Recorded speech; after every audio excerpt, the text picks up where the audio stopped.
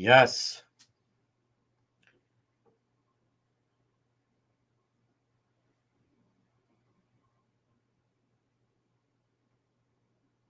Yes. 100%.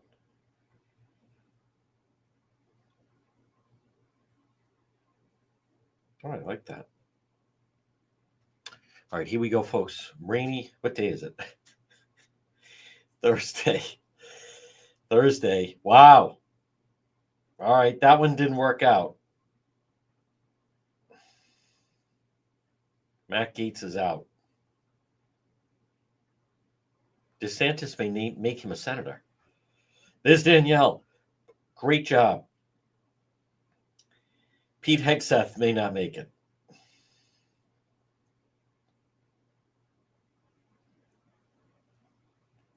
Oh, boy. All right, but we're going to talk about the latest in the Charlotte Lester case, folks. There's a lot going on there. That much we know. By the way, Road Patrol tonight, we don't go out in the rain. Now, if there's a scene, I'll explain. I'll explain in un momento. Un momento. We're going to be live in 4 minutes with the real news. Thank you, everybody. What a day yesterday. Oh, wow. I could mention now, for instance, if there was some kind of a scene with like Chad Brown last night, we could have done that. We could do that in the rain. We could do that in the rain.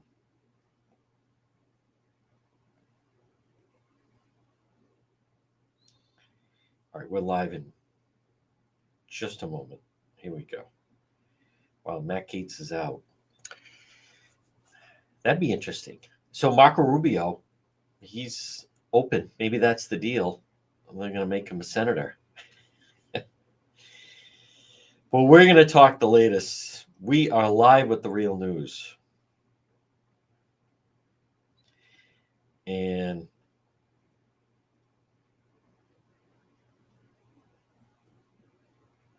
okay. 3 minutes to go. I want to thank everyone, by the way. We did hit, we just hit 72,000 followers on our Facebook page. And now we grew 1,000 followers just last week alone. So Road Patrol Live later, if there's a scene, for instance, Chad Brown last night with an umbrella, I could do that. But it doesn't work just out riding around.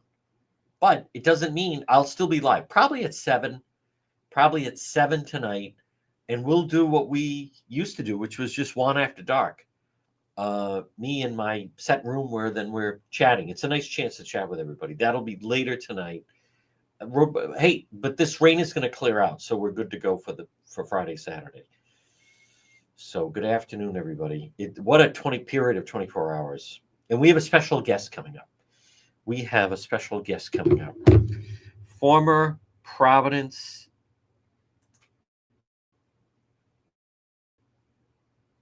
Nope, I didn't want that one. There we go. Providence Police Lieutenant Danny Gannon, who worked with us on the Lester case. He's going to be my guest coming up. I still can't get over yesterday. How about the Warwick Police had a lot of evidence. You know, there's a lot. I'm going to get to it. We're live in just a minute. We're live in just a moment.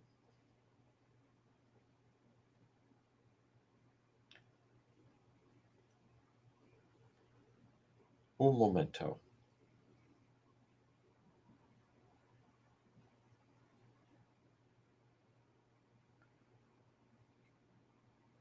Oh, knew it. That was quite the scene last night.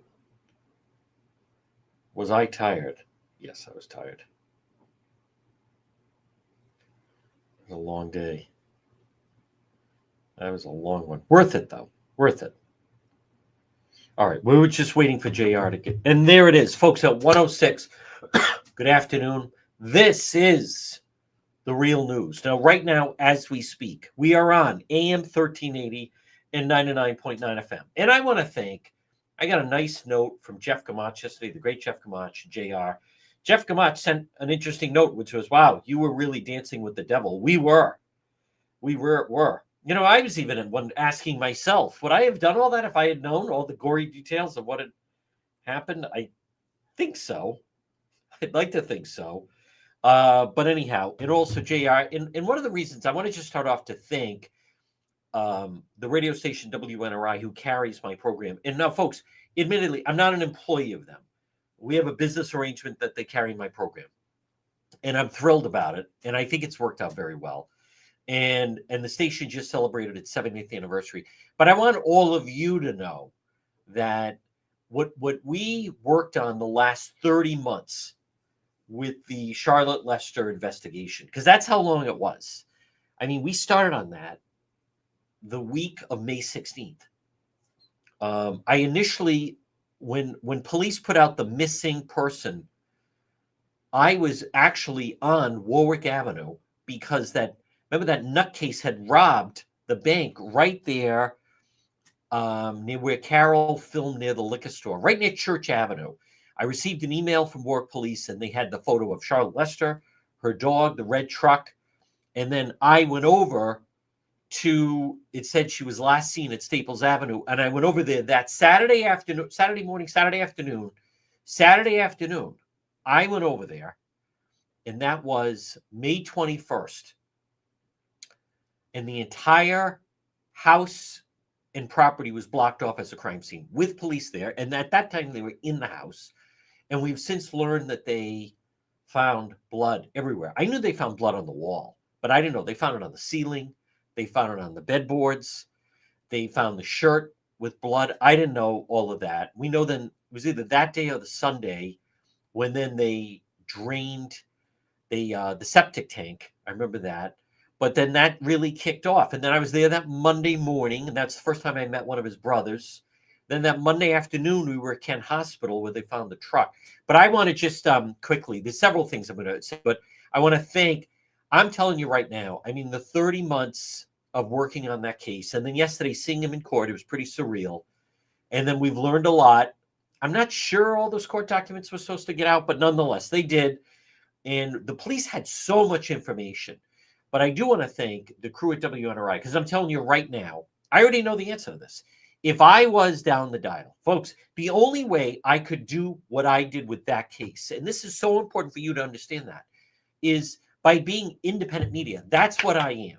I am an independent content creator.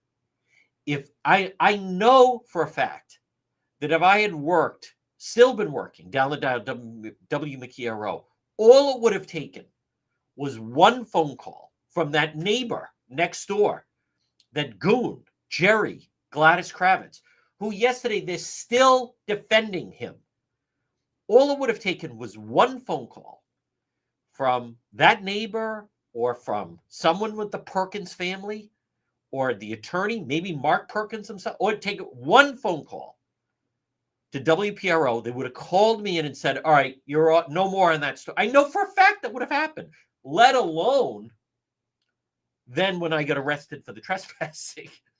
That could have been termination, suspension. Do you understand that? We're at a reckoning right now with, number one, MSNBC is going to be sold. MSNBC should be sold off. The mainstream media is gone. It's blown up. It's nowhere. It's a laughingstock. So, but I do want to thank them. Now, I know people did call the radio station complaining. I want to thank them. When people call WNRI and complain, two things. Number one, I love how they don't contact me and tell me.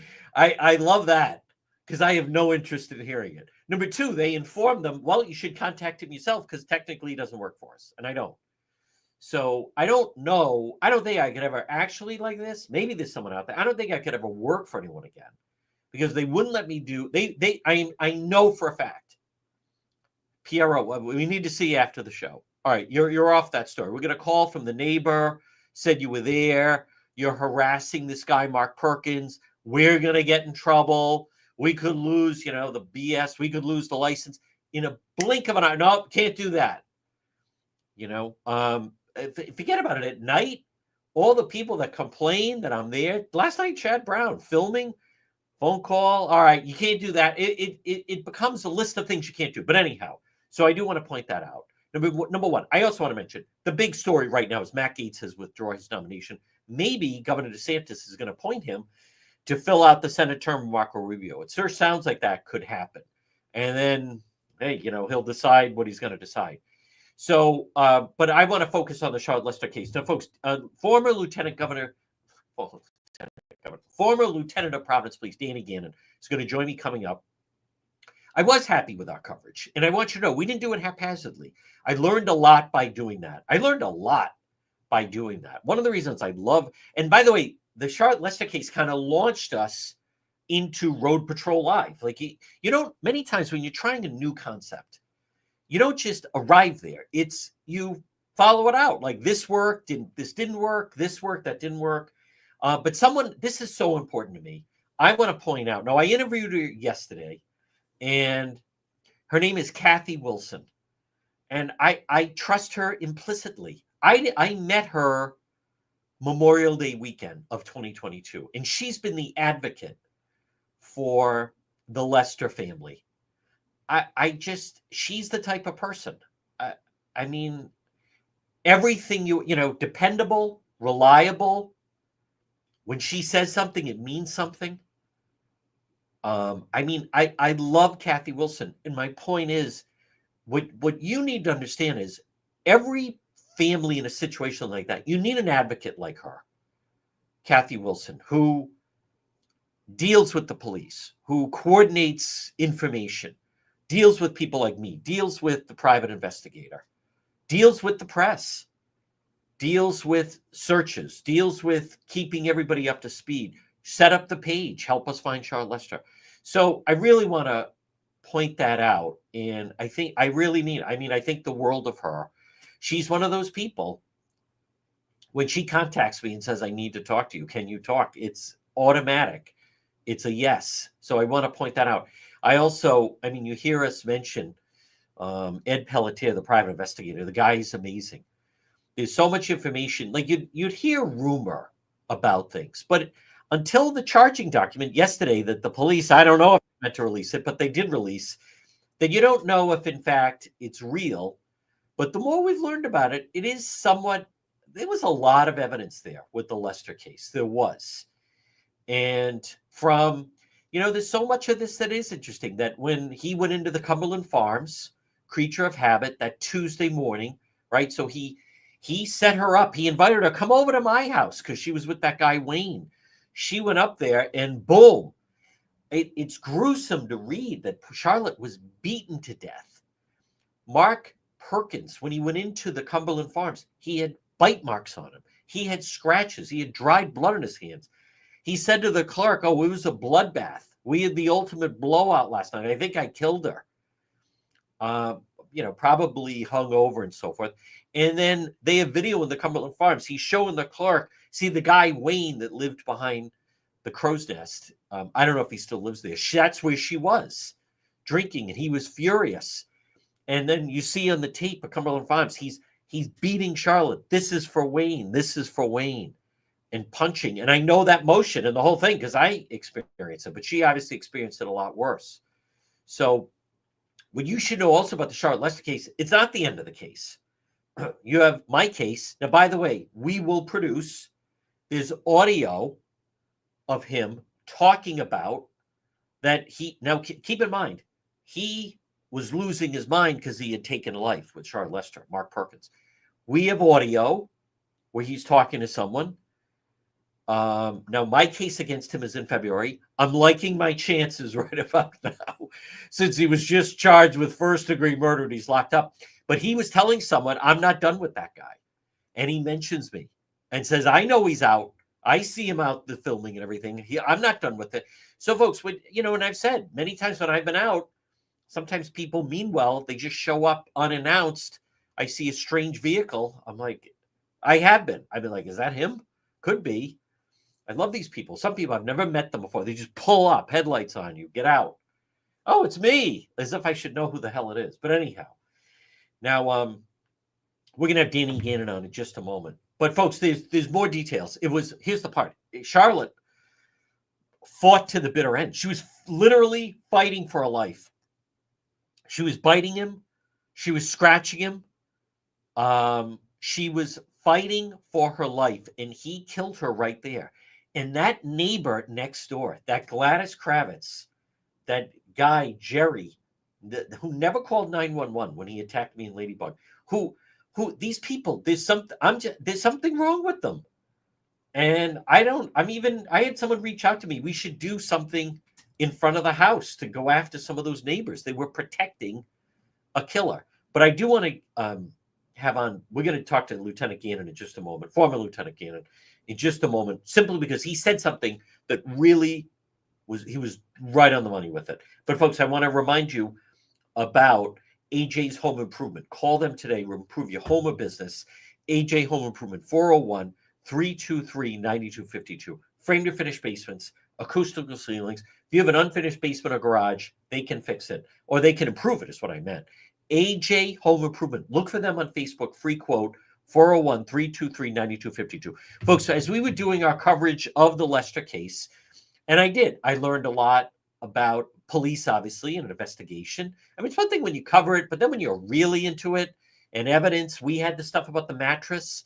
I learned that he actually that Thursday went and bought a new mattress, and he used a fake name and paid cash. Why would you use a fake name if you were getting a mattress? You wouldn't use a fake name, is the answer to that. But so various people, one was our legal expert attorney, Tim Dodd, but someone who was good enough, and we were using almost the Perkins house, almost like as our remote studio at night, and someone who was part of it, and he joins us now. He's former lieutenant police officer with the Providence Police Department. And I've known this guy since St. Paul School, because I went to school with his brother Teddy, and he went to school with my brother Tommy. But it is our friend Danny Gannon. Good afternoon, Danny Gannon. Good afternoon, John. How are you? I want to hand it to you, Danny. You were on the money, and the quote that so many people have said to me as we were breaking down the case at the time, you said, in a investigation like this, they go where they know. Now, what we didn't know at the time was Mark Perkins was very familiar with that area in Exeter. Apparently used to go there, knew it really well. I was unaware of that. I had heard he had grown up at work. Apparently used to spend a lot of time there. You were right on the money. And he even, we've learned now, police were tracking him, and he was out 1,000 feet from where she was found by her skull found by a hunter in July of 2022. She went missing in May. He killed her in May, allegedly, but missing in May. You and I were in front of the house in June. And then he was out where he had, according to the police, buried her in a shallow grave that in May. He went out there in July, and then he attacked me in August. But I want to hear your thoughts now in the aftermath that there was an arrest with the Charlotte Lester case of Mark Perkins. Yeah, well, I mean, obviously that night, you and I.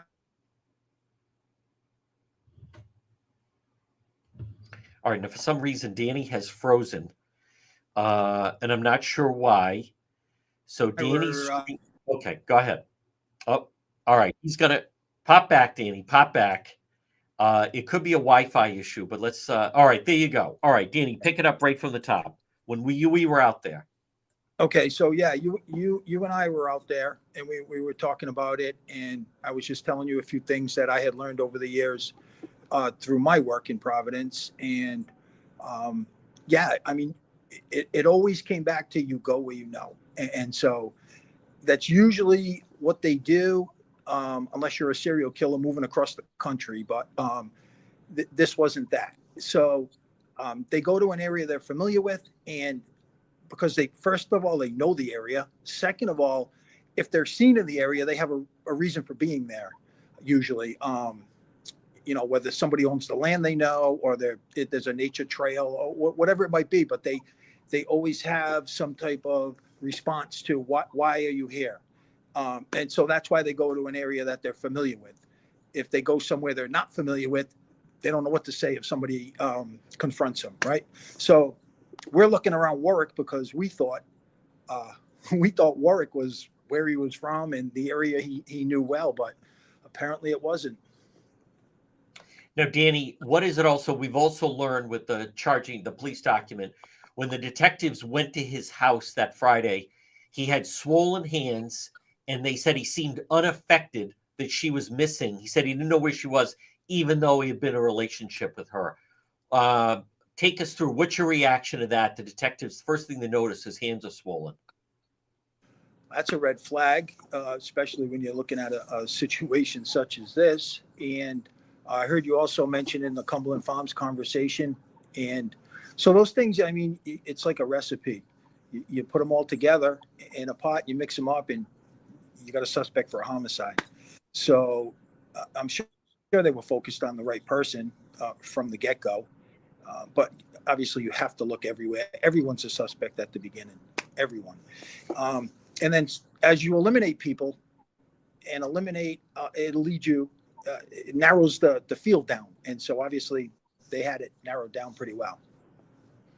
Now, again, folks, we're speaking with Danny Gannon, former lieutenant with Providence Police, who was, that was 2 years ago now, 2.5 years ago. Danny was kind enough to jump in on the case with us, shed some insight. Danny, we've also learned that they have, I mean, I was under, there were a number of things that, I didn't know. I was wrong. I thought that night he jumped into action. According to the police, it happened on a Monday night. On Tuesday, they saw her dog out in the yard. Tuesday morning, Perkins went to the Cumberland Farms in Apponaug. But Wednesday, they have his truck leaving his house, and he's got a large object in the back. And then he returns 3 hours later, and the large object is not there. That was on the Wednesday. So she was last seen on the 16th. He leaves his house on the Wednesday, the 18th. What does that tell you? The police have the video of him leaving his house in the area with a large object in the back of his truck. Are you saying they saw his vehicle leaving with a large a bag in the back and nobody followed him, or I'm not sure exactly what you're saying? Okay. Well, I can kind of answer it. I believe what I'm saying is, now remember, she hadn't been reported missing yet, so they weren't. I think what this shows is that police have and had pretty good, somebody has a Ring camera, pretty good video surveillance of the neighborhood that was not made public, because in the document, they have his coming and going. They know that the dog was in the backyard. They know he left the house with an object, came back, it wasn't there. The police weren't notified till the Thursday. On Thursday, they see him leave with a mattress in the back of his truck, and then he returns and he doesn't have the mattress. And then police, they first went to talk to him that Friday.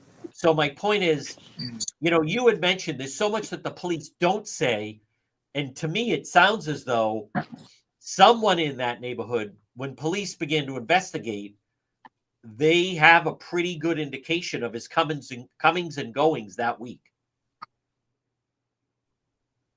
Yeah, that's exactly what it sounds like. So in any investigation, you don't put all your cards out there. You have to keep some close to the vest that the public doesn't know, and only the person who committed the crime knows, or somebody close to the person that committed the crime. Otherwise, you get a copycat guy come in. I did it, but all right, tell us. And they're way off. They don't know. So that's not the right person. So you always hold a couple of things, close to the vest.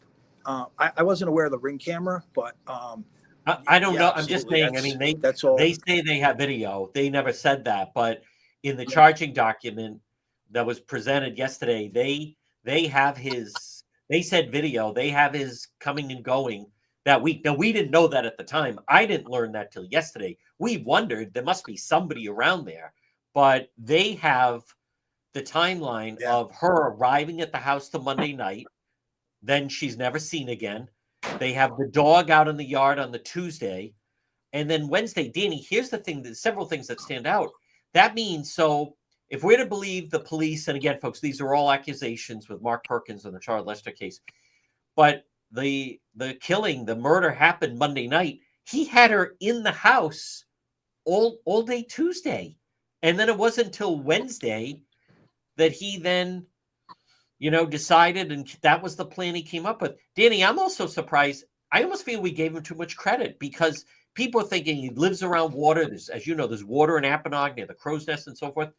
He didn't do that. He drove to, according to the police and the accusation, and they feel they have the evidence, he drove somewhere, dug a shallow grave, and then even went out there a couple times. You had it nailed. They don't grow a brain. They go where they know. But I have a question for you, Danny Gannon. Now we have the clerk at Cumberland Farms, and you have the video. Cumberland Farms has a lot of video. They have him going in the morning after. They have his appearance. They have the clerk at Cumberland Farms saying, "How's Charlotte?" And he's like, "Oh, with the ultimate blowout last night. I think I killed her. My house is a bloodbath." So between that and then the coming and going, and then the mattress disappears, her blood all over the house when they went in. Here's a question. How come they didn't arrest him prior to yesterday?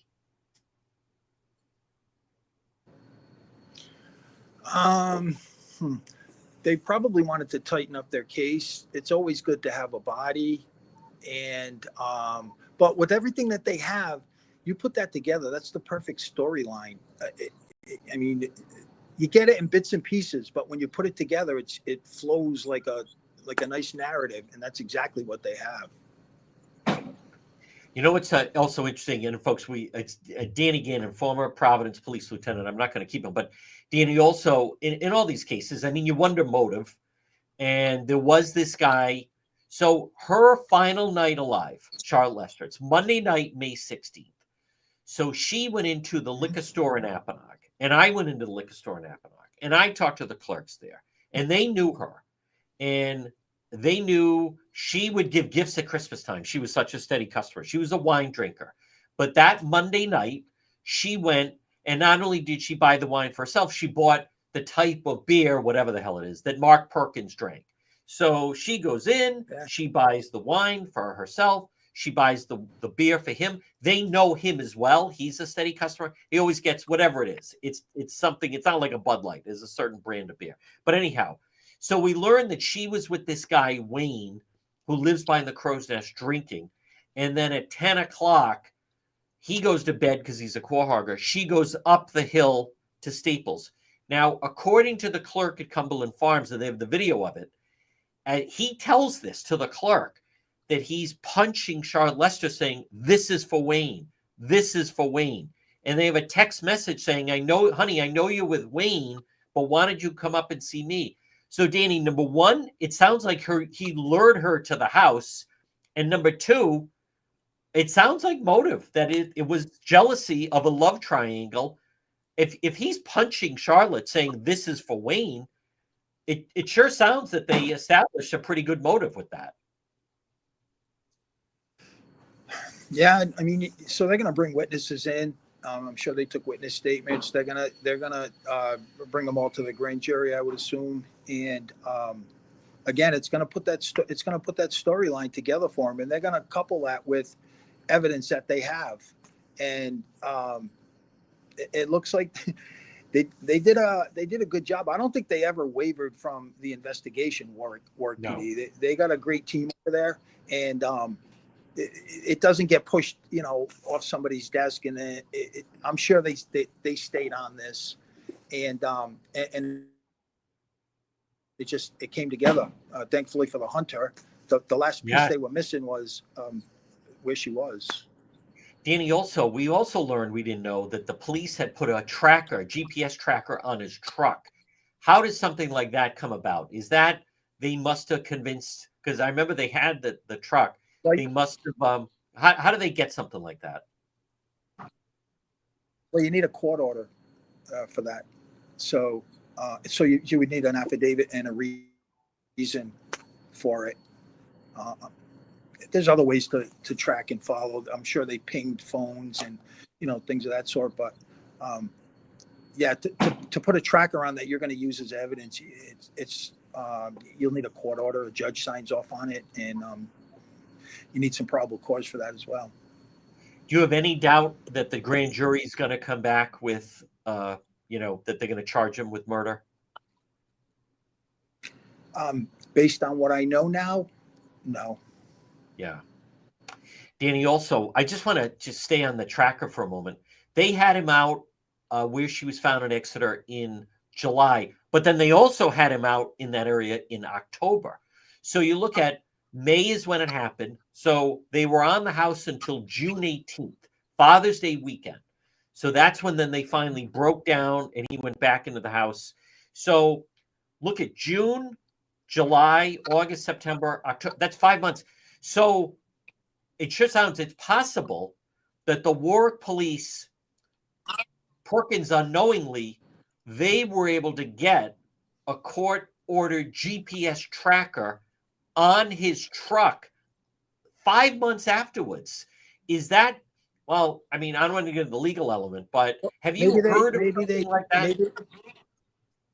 Yeah, I mean, maybe they had gotten some information that nobody knows about during that time, and that's what, and that's why they got the order to put the tracker on. I'm sure that's what happened. Just 5 months later, you just say, "Oh, let's put a tracker on it." And the other thing is, usually maybe he felt comfortable after a couple of months went by and he didn't get arrested and nothing happened, so he went back to check and make sure everything was good. I mean, that's very possible as well. Huh. And also, Danny, any other thoughts that stick out with you in this case before I let you go? Again, you called it. He went where he knew that was the suspect. As we were in front of the house, we were saying, and I would say this is a missing person. No one's been charged. Definitely a person of interest. Always a suspect. Other than the fact that we were right all along, anything else jump out at you from just what you've heard so far that they have? I don't think so. No, I think Warwick, they have a great detectives team. They have a great police department overall. Yeah. And I don't think too much got by them. And I don't think that they ever wavered from this investigation. And it shows it. Look what happened. So. Yeah. And now you'll see more and more will come out now that you'll see that, because they have to, put some. Now, I still have my case. I still have my case pending against him. It's set for February with the felony assault with the lawnmower. Should I feel confident that case becomes a little bit more of a lock? Well, I don't know. I think the homicide case is going to trump your lawnmower case, but no, I understand your lawnmower case. your lawnmower case it's active right now, so that's a charge he has pending, and that's. And did he violate that? I don't know what happened. He did. That's why he's locked on violation? He is. He's locked up on the violation because he's been out on bail with my case. So, listen, great work. Okay. Folks, Danny, great to see you, talk to you. Thank you for your work. We'll talk to you again. Sure, anytime. Okay, folks, there it is. Had a little bit, he did very well. A little bit of a glitch there. But again, I want to stay on track. You get, sometimes people just need to adjust to it, but I thought it did very, very well. And obviously, folks, not everyone does the case the way that I do. All right, I want to, wow, that's different. A senior North Korean general was wounded in a Ukrainian strike. What the hell are they doing there? All right, big news of the day. Number one, the Lester case. I'm going to talk more about it. And I am telling you, so he's one of the reasons he's locked up. He's a bail violator.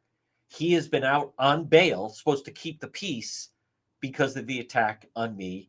Plus, he has to go to court Monday, or his attorney does, on the DUI. Then he will be in court coming up on the bail, which I don't think they're going to give him. But I'm going to talk more about the case in just a moment. But folks, I want to stay on track. This portion of our program, and it's brought to you by Kids Kids Club on the Pike. Kids Club on the Pike. Birthday parties, uh, before and after school programs, preschool programs, Kids Club on the Pike. It's right off at 295. It's right on the Cranston-Johnston line. It's clean. It's designed for children to gather and have fun. So whether it's a birthday party, it can be children as young as 2 years old. It could be children that are 13 years old. They have Xboxes. They have a movie room. They have a little dance room. They have all kinds of games. It's perfect. Perfect if you're having a birthday party. They have a 50s style diner where the kids can eat. Kids Club on the Pike. Instead of kids running around and maybe getting hurt in your house or what have you, Kids Club on the Pike is perfect. Look for them on Facebook, 401-443-5336. It's Kids Club on the Pike. Well, folks, good afternoon. Now, I also want to, there's a number of different things. Obviously, I'm very familiar, but I learned a lot about the Lester case. I do want to clarify something, though. Right now, I do want to clarify something. And again, this is the real news. I think people should know. And not a lot of people follow things, and not a lot of people fully understand the nature of things. But something you should know is I see people putting, do I, for instance, or even asking me, do I think there's going to be the death penalty here? Folks, here's what you need to understand. Not only is there no death penalty in Rhode Island, not only is there no death penalty in Rhode Island, life in prison in Rhode Island is basically 20 years. When you hear someone got life in prison, it's around 20 to 25 years. It doesn't mean life. That's how it is in Rhode Island. It's not like that with other states. I think that should change. So whether or not, we'll talk to a legal person on whether or not Perkins, it's too far along. I mean, it's got a long way to go. He may play this out. There could be a trial. He is a very aggressive attorney, Cal Cagney. He'll try to get a lot of evidence knocked out. That's what the guy does. It becomes a game. See if he can get the tracker knocked out. Maybe they don't have him going there. Maybe they'll question some of the video evidence. Can't prove when that was. There's different ways. This is when you're dealing with a skilled criminal defense attorney in Rhode Island, you never know where this is going to go. So, I think the case is solid. I think the Warwick police did build a solid case. I'll admit, I am a little surprised. We learned so much evidence that he wasn't charged, but they do have the witness statements, the person at Cumberland Farms. I'd heard about that. It's different when then you see it, boom, in print in the charging document, in the court document, that he went in there and said that. His hands, why were his hands swollen? Well, probably from digging and carrying all these different things. I think that's interesting. They noticed, the detectives. They noticed he's aloof. He had been dating her and he doesn't seem concerned.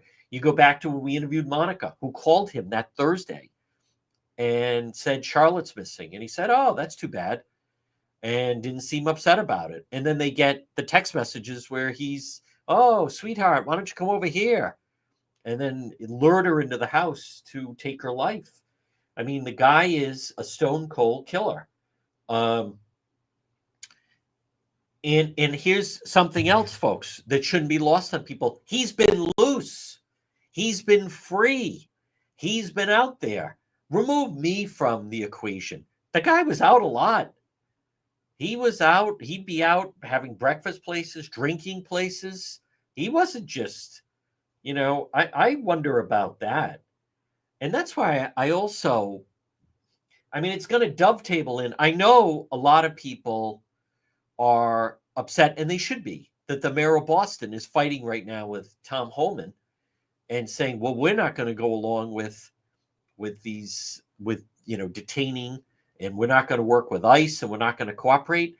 It's so beyond the pale.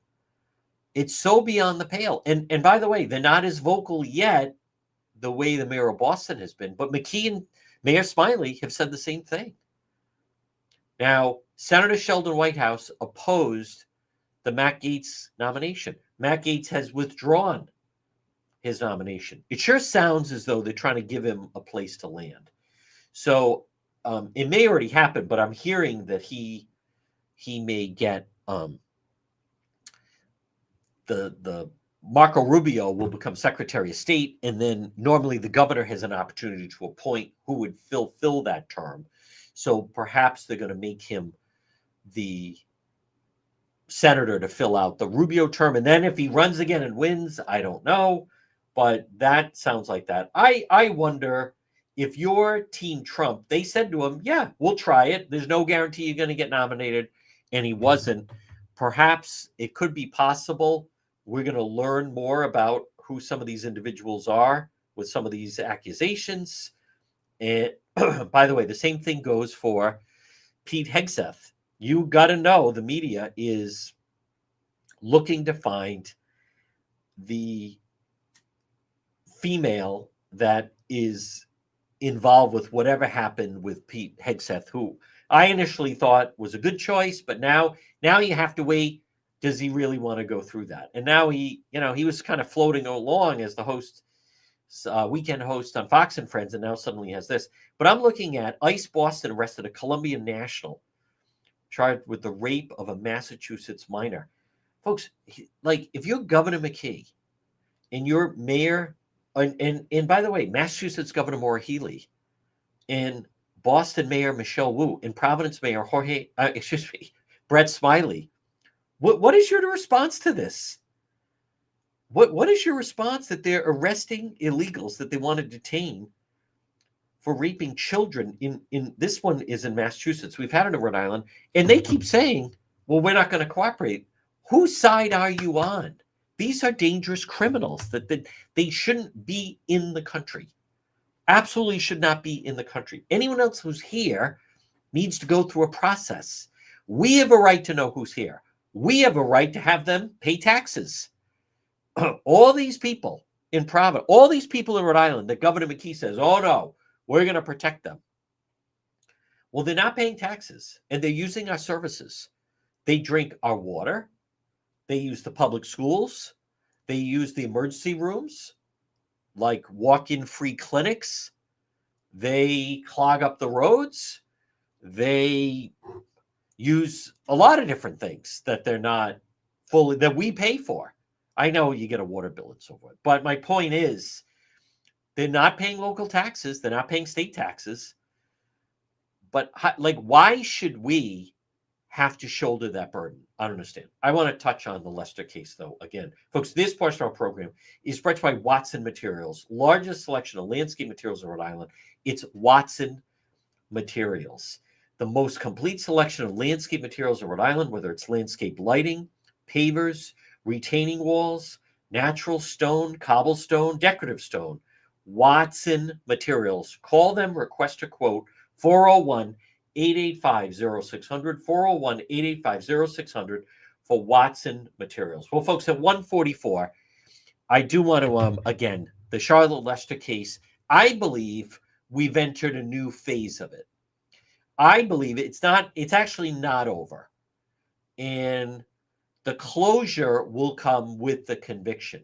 But there's no, as I've said, as someone that attends the courtroom, I do have faith in the work police.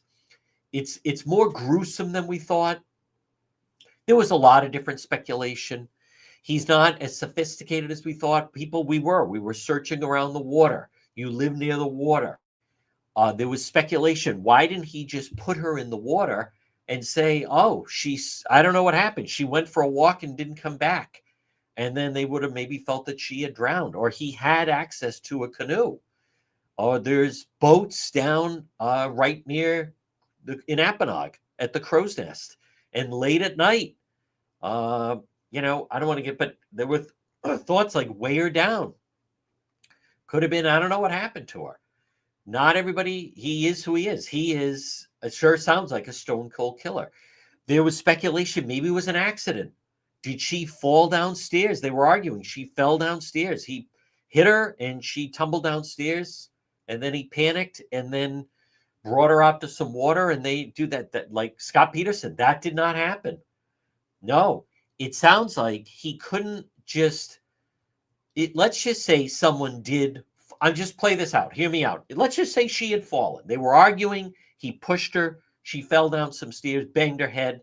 Oh my God, it was an accident. I didn't mean for that to happen. If you then brought her by the water, could have been, I don't know what happened. She left here, went for a walk. Maybe she fell into the water and drowned. But he couldn't do that because he had beaten her to death.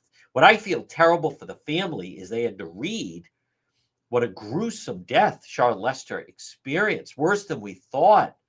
My God. And I can tell you firsthand, number one, over the past couple of years, that guy is aged. We were all talking about it. He's aged 10 years. He didn't look like that 2 years ago. Sleepless nights, probably reliving the whole thing, drinking himself to death, got banged on the DUI, which I'm not sure if people are mentioning that or reporting that. But this was a vicious homicide, brutal. Poor Charlotte, who was trying to fight for her life. There is probably some of his skin under, I hate to even say that, but under her fingernails. We had the ultimate blowout. He literally beat her to death. He probably couldn't do anything that Tuesday.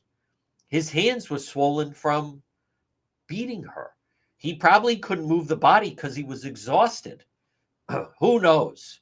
But they found a lot in the house.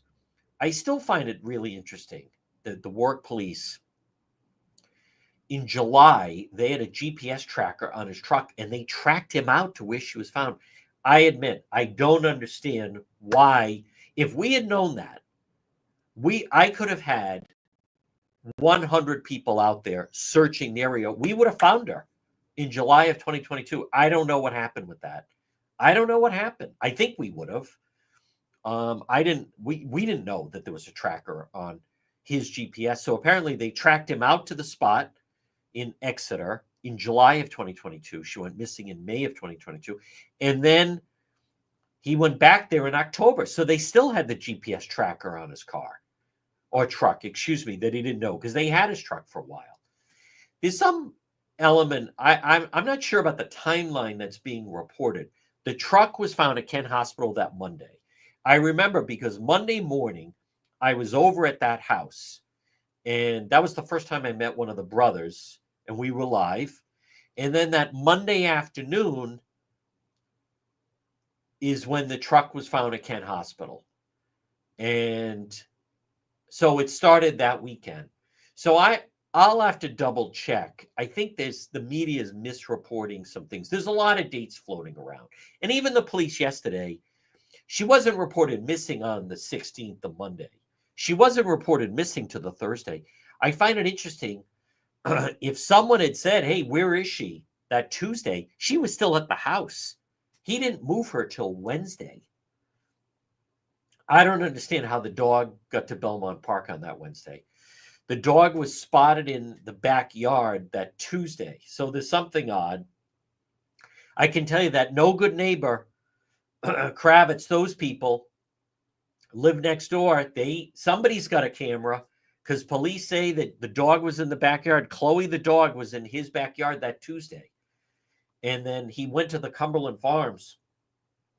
Tuesday morning was when he went to the Cumberland Farms. That's obviously a crucial witness. They have the video of him going into the Cumberland Farms in Apponaug, Cumbies, as he called it. They have the video of that.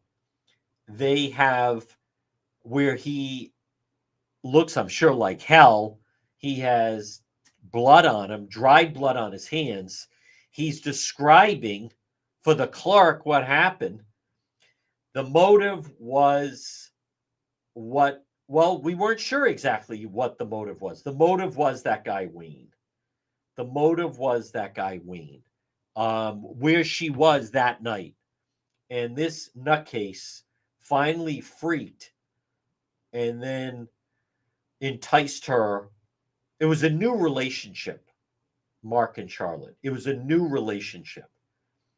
So when he texted her and they were going back and forth, she was leaving anyway because I know that guy, Wayne, I tried to interview him. He's a core hogger, so he'd have to get up early to get out there. But I want to once again praise Kathy Wilson, who was just fantastic. So Perkins told police, I was trying to end the relationship. I was trying to break up with her. But detectives noticed his hands were swollen. So he came in with dried blood on his hands, bite marks on his arms. Charlotte was doing everything to try to fight him off. Blowout of the century. My house is a bloodbath. I think I killed her. And then demonstrated I was punching her. This is for Wayne. What a nutcase. 29 staples. Yep.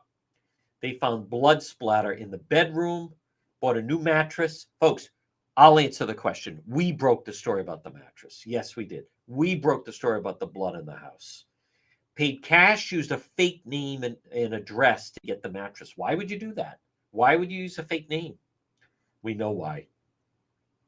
Video surveillance shows Perkins driving with something in the bed of his pickup truck on the morning of May 18th, and that's the Wednesday, 2 days after she disappeared. But police weren't looking for her then. She hadn't been reported missing then. When he returned, the truck bed was empty. So video surveillance shows he's driving something in the back of his pickup truck. So somebody over there has video or has a ring camera or somehow, but the police have that. On Sunday, I hate that the GPS monitoring noticed he traveled there in July and October, stopping at the Ben Utter Trailhead, Plain Road, West Greenwich. I didn't know he knew that area. They found the human skull 1,000 feet from where the truck had visited. Listen to this, folks. Boston Globe. Perkins is still facing charges for allegedly assaulting John DePietro. After that video, are we still saying allegedly? Are we still saying allegedly? Who was for allegedly assaulting? We're still going with that? Who was live streaming at Perkins' home the summer he disappeared. Yes, I was, as a matter of fact, to try to keep a light on the case. Allegedly assaulting. And then you have the link, and the link goes to me being arrested for trespassing. They don't even have the proper link. Yeah, I'm sure that's a mistake. When DePietro arrested for trespassing in Warwick, he'd gone to the private residence to continue to search for answers from the owner about Charlotte Lester, who went missing. When DePietro returned the day after his arrest, the homeowner allegedly attacked him and was arrested as well. Gee, thanks a lot, Boston Globe. This is funny to read now. DePietro returned to the home, was live streaming across the street. The home's connected to a woman went missing in May. DePietro, blah, blah, blah, live streaming. He went to the home, continued to search for answers from the owner of the home, who has allegedly refused to offer any details on her disappearance. I was right. The date on this article is August 18, 2022. I've never actually even read this article. DePietro later posted a video on his Facebook page from outside the police station, said the arrest was his first. It was. He claimed that while he approached the home, he saw Perkins through the window. Perkins was waving at him. That's true. Tell him to come to the house. He was inside. He waved me to come up. He was arrested on Perkins' property. He was waving to me to come. On Wednesday, DePietro and Ladybug stationed themselves across the street live streaming. Where was the rest of the media that night? Perkins walked on. This is hilarious to read now, 2.5 years later. Wednesday, DePietro and Ladybug stationed themselves across the street for one after dark. Perkins walked under his front lawn wearing a bright orange ski mask. That was a little bit of a red flag. The video shows DePietro and Ladybug repeatedly asking Perkins, "Where's Charlotte?" Perkins placed a radio on his front lawn, blasting opera. It was Umbrea Bocelli, whatever. Time to say goodbye. Then he walked to his fenced-in backyard, returned later with pushing a red gas-powered lawnmower. In the video, he turns the lawnmower on and then moves on towards DePietro and Ladybug, releasing the lawnmower. And the live stream abruptly ends. Well, that's because he smashed my equipment. DePietro alleged the video equipment was damaged. I can't believe how much the Boston, they're using the word alleged. Alleged the video equipment was damaged during the incident. He destroyed my equipment. His cell phone was missing. He sustained injuries. Police said he sought medical treatment on his own. I ended up at Kent Hospital. I had a concussion. He was punching me he was banging me with a pipe. Ladybug told police Perkins struck her foot. She was not injured, didn't wish to press charges. She did press charges. According to police, Perkins is arrested facing charges related to vandalism, larceny, assault with intent to commit a felony. Homicide. The orange ski mask and DePietro's cell phone were found inside Perkins' home. That's not accurate. He destroyed my equipment in the shed. He burned it. After his arrest, DePietro was released with a summons to appear September 1st. He said in the video he would plead not guilty. The charges were dropped. The charges were dismissed by the court. It was ridiculous. Lester remains missing. It's funny. I had never read that story. I don't read a lot of stories about myself. What's the point? I know what happened. I like that. He claims he was allegedly assaulted. You see him coming at me. Now, that was August. Folks, what is it with... Listen, I'm not banging him. Like, guys, let's update the story a little bit. Folks, this is another reason. Remember, Rhode Island Guns and Ammo. Post Road in Warwick. Stop by and see George at Rhode Island Guns and Ammo. I keep laughing. He claims he was allegedly assaulted. What do you think now? He was hitting me. First of all, the first night we went back the anniversary that Charlotte was missing. That's why I was there, to say it's now been June, July, or 3 months since she disappeared. So it was the anniversary that she went missing. So that night, I contacted LB, Ladybug, and said, all right, I'm going to pick you up, and then we'll go and broadcast. It's 3 months to keep a focus on it. 3 months since she went missing, blah, blah, blah. So, and then I could see him in the window. So I went up to the door, and then they did charge me with trespassing because there's a sign that says private property, even though I rang the doorbell. But I wasn't going to fight, didn't fight with the work police. And then the next night, the police said, you can be on the street. You just can't go up to his property. So the next night, that's when we were there, the Wednesday, across the street. I like that.